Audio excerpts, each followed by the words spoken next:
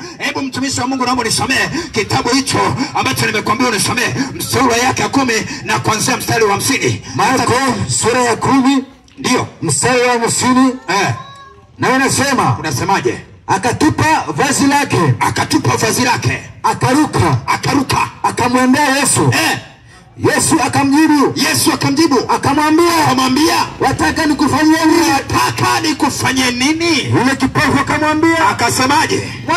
Mwalimu, ninataka nipate kuona. Nataka nipate kuona. Haleluya. Amen. Huyo ni mtu mmoja ambaye anaitwa Bartimayo. Habari zake umezisikia.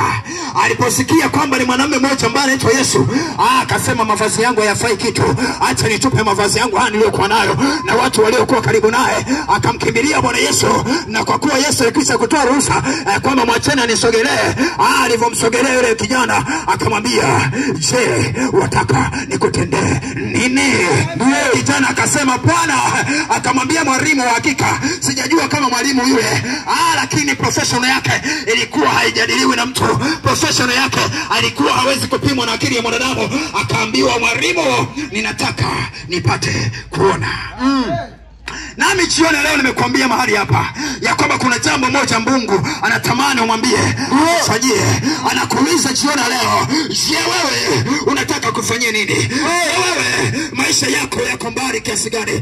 Yawezekana mahali hapa kuna mtu ambaye amekuwa kipofu, maisha yake yamekuwa maisha ya dhambi, maisha yake yamekuwa ni maisha ya utumwa, maisha yake yamekuwa ni maisha ya giza. Hata nikwambia kwamba jioni leo nimekuletea hilo swali, ujiulize ya kwamba, je, Mungu unatamani kufanyia jambo gani? Je, maisha yako katika giza, hauoni mbele? Je, maisha yako katika dhambi, hauoni mbele?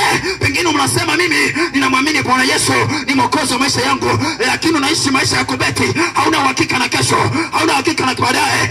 Sema una Yesu ndani yako, lakini umekuwa kahaba wa kutisha, umekuwa mchawi wa kutisha, umekuwa mwongo wa kutisha. Nataka nikwambie habari hii ya kwamba ni habari ambayo imekuja kukufanya uone, ule upofu ambao shetani aliweka kwenye maisha yako. Nataka uondoe. Jioni leo ninakuuliza swali la msingi kwamba unataka akutendee nini?